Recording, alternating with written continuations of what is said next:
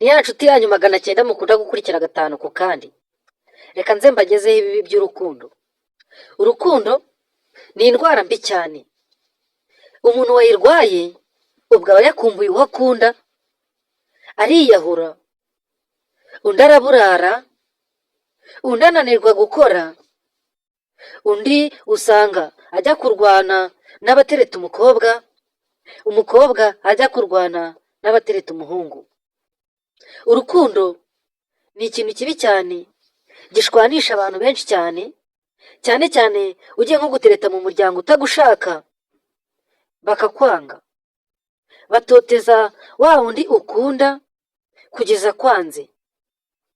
Urukundo nanjye narubayemo, reka nze mbabwire ibibi byarwo.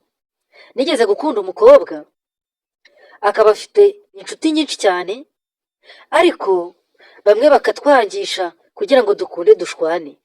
Ibyo bashakaga babigezeho.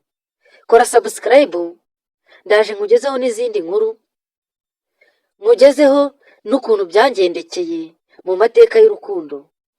Kora subscribe.